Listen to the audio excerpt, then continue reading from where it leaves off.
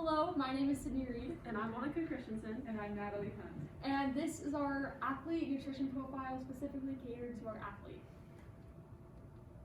So with this athlete, we have a specific demographic that has been submitted to us.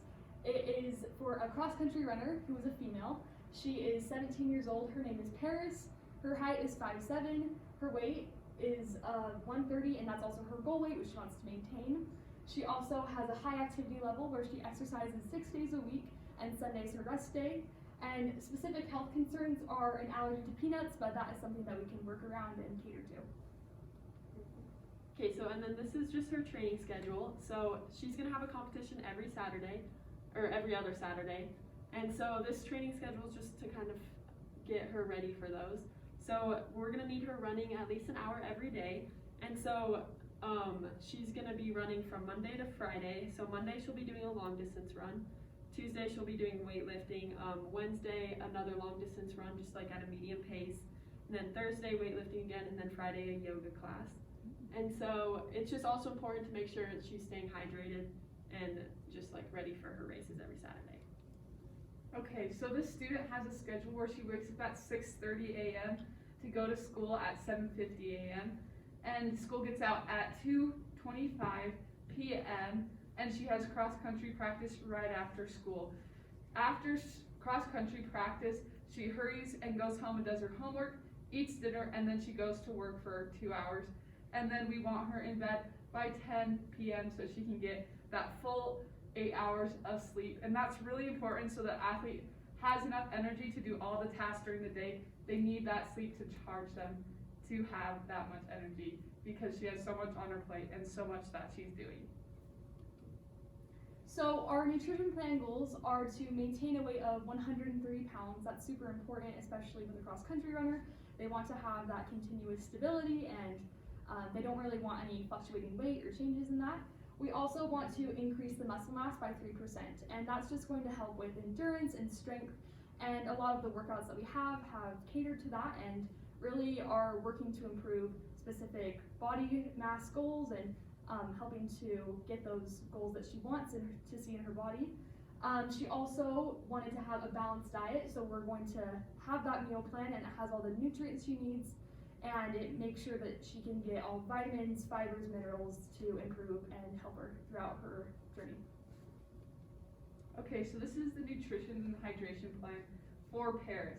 So she'll be eating around 5 meals, and then if she wants to have like a snack or whatever, if she's feeling hungry, she can totally add in whatever she's feeling like she needs. So we'll start off with a breakfast at 7 a.m. right before she goes to school, and that's going to be around 700 calories, an average of 700 calories for the 3 days. And then after that, she'll have lunch at 11:30 a.m. and that will be an average of 550 calories. Then she'll have a snack right before she goes to her practice or competition, and that's going to be at 2 p.m. and it's around 550 calories. Dinner is at 6 p.m. and it's around 700 calories. And her energy output varies per day, but I'll go over that next. So day 1 is not a competition day. This is probably would be like a Thursday where she has school and has her cross-country practice. So we're going to start with breakfast. That's going to be Kodiak cakes, which are protein pancakes. Everybody loves them that tries them. Really great source of protein. And we're going to put some almond butter on that, and that is just to substitute with the peanut butter, and that's going to get some healthy fats in. Jam and strawberries just have some sweetened flavor, some nutrients from the strawberries of course. Then for lunch we're going to go with a roasted turkey, tomato, avocado, and spinach sandwich with sprouted bread. And the sprouted bread allows for her body to digest it better because sprouted bread allows for the nutrition to be released when the grain is sprouted. So the turkey is also going to give her some protein, tomato and spinach extra nutrients. Got to get those minerals in there, avocados for those healthy fats. Then for the snack right before she goes to cross country, she just needs something that she can grab and eat at school. So we're going to go with an RX protein bar, and we went with that because it has a really clean ingredient list. And then we're just going to go with an apple to give her some fiber to get her through the practice. Then we're going to go to dinner, which is going to be coconut lemon salmon with brown rice and steamed broccoli. We have some really great fats in the coconut sauce, and the salmon's going to give her some iron, which a lot of runners are deficient in, so it's really important to incorporate salmon or any fish into meals. And the brown rice is going to add some more fiber than the alternative of white rice, and the steamed broccoli is going to also give some fiber and some minerals needed. And then the total energy output, since this is probably going to be one of her long runs or workout days, she's going to have about 2,300 calories exerted on that day. Then day 2, this might be like a Friday, and right now she doesn't have school on Fridays because due to COVID-19. So this day she doesn't really have to work around a school schedule to eat, but she's still going to try to eat at the same times just to be consistent. So she's going to start this day off with oatmeal and with hemp hearts, chia seeds, cashews, milk, and banana. The oatmeal is a great source of fiber. It's a whole grain, and it's a slow digestive carb, so it can keep her full long. The hemp hearts add a great protein. The chia seeds add great fiber. Cashews add great healthy fats, and the milk also adds great healthy fats. And milk is really important also for runners because they're always pounding, and so it's really important that they have good bone health. So calcium is really, really important. And then also banana for potassium and all that good stuff. Then for lunch, we're going to go with a grilled chicken salad with some balsamic dressing and mozzarella cheese. We have some healthy fats with the dressing and cheese, and then we have some good vitamins and minerals from the greens in the salad, and then the grilled chicken provides her with some protein. Then before her run that day or workout that day, she's going to have a vanilla blueberry protein shake. Got some good antioxidants from the blueberries, and the protein powder she can use as of her choice, whatever you prefer. And then we're going to go with a shrimp fajita bowl with cilantro, lime, brown rice, and some roasted bell peppers and onions. And that's just going to give a full, nice rounded meal with the protein from the shrimp.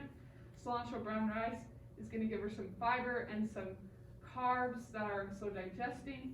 And then the veggies will also provide nice vitamins and minerals.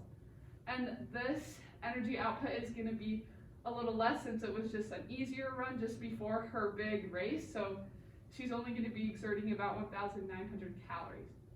Now day 3 is her competition day, so things are a little different, but not too much. She's going to start off the day with an avocado toast on sprouted bread again with 2 scrambled eggs. That's going to provide a lot of healthy fats with the avocado, nice slow digesting carbs with the bread, and the eggs are going to provide that protein to get her through the day. Then for lunch, we're going to go with a sweet potato, quinoa, and broccoli bowl with hummus. The hummus is going to provide some great fat and protein. The broccoli again with those minerals and fiber, and the quinoa is a really nutritious, dense grain that also has protein, and the sweet potato is also a really good slow digesting carb with fiber. Then we're going to go with a Gatorade and orange. This is right before a race, so she really wants those electrolytes because she's going to be sweaty and a lot of nutrients is going to be leaving her body, so she wants to have those electrolytes to give her that extra boost of energy that will keep her having the best race possible. Then after her race, we're going to go with some Bake City with whole grain pasta, cheese, ground beef, tomato sauce with a simple side salad. And this is a really well balanced meal with some healthy, slow digesting carbs, protein, and the salad is also going to provide some fiber and minerals. And that is she's going to be exerting around 2,100 calories on that race day. And then her hydration, we didn't add it through here because it's not always best to drink right at meals because it can influence and negatively affect your digestive system. So we just want to have her drinking at least 8 ounces of water every hour from the time she wakes up, from the time she gets ready to go to bed. That way she's hydrated throughout her whole day. Since she is giving off so much water, losing so much water on her runs, it's really, really important for a runner to stay hydrated. Perfect. So this is just an evaluation of what Natalie just said. So on her non-competition days, well, I guess I'll start with the competition days. On the competition days, we have her at an estimated intake of 2,200 calories. And then these are the food groups involved. So in each meal that Natalie just listed, we have protein, grains, fruits, vegetables, dairy, and fats. And then, so the fruits we want her to take before the race just to give her a quick burst of energy and the proteins and dairy for after the race to make sure her muscles aren't sore and just to build up that muscle. And then for the non-competition day, we also have an estimated of 2,200, but maybe a little less because she's not burning quite as much energy. And then the food groups are they're basically the same. Okay, so with previous clients, we have researched a lot and have gained a lot of information, and we have come to the conclusion that the best possible way to track and determine how well you're doing is through apps. And a lot of apps are super accessible and free and easy to use. So one that we have found is called MyPlate, and MyPlate focuses on counting macros and calories, and it really just determines how you're doing, how your caloric intake is, how much water you're drinking throughout the day. And it's a great app to see food progress and see how goals are being obtained. So then we can go in and look, okay, where is she losing some calories? Where do we need to give her more? How does this work with how many calories she's burning? And it's really helpful to see how we can specifically target the needs for this client. And then another app that is helpful is the health app on the Apple Watch or iPhone. You can go on your watch, press a workout, and then it can tell you how active you were, how many calories you were burning, your heart rate, and it's really important to see how it's specific to the client, because then you can really get an idea. Instead of having a generalized goal, we can make more specific and time sustainable goals. Okay, so these are the questions that we received, and we are going to answer them out of character now. Okay, so the first question, what is one skill that you learned or improved upon during your project that you will use during the next school year or in your future career? So one thing I learned, it was a lot about nutrition and how to have a nice balanced diet. And I can use this next year and even right now, because I myself am an athlete and runner. And so I need to make sure that I'm getting all those needed nutrients to help me be able to fulfill my health goals. And in my future, I think it'd be really interesting to become a nutritionist, and I'm really passionate about that field. And this project just solidified that for me. Okay, and the next question, what obstacles caused challenges in your work and how did you address them? There weren't too many obstacles, but we did determine that eating healthy food isn't always easy, and there are always challenges and distractions in the way. And sometimes healthy food isn't always the best tasting, and food is something that is so essential. And we really wanted to make sure with the meal plan that we had food that was good, healthy, and it was good to eat, because eating is so essential. And if she didn't eat and was not having as many calories, she wouldn't be able to do well in her races or get energy throughout the day. So we really wanted to make that an essential part of having healthy meals that are also tasty.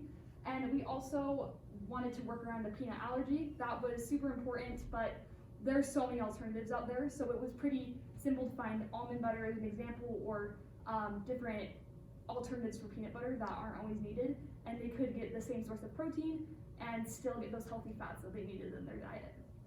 Perfect. All right, that's it. Thank you so much for your time.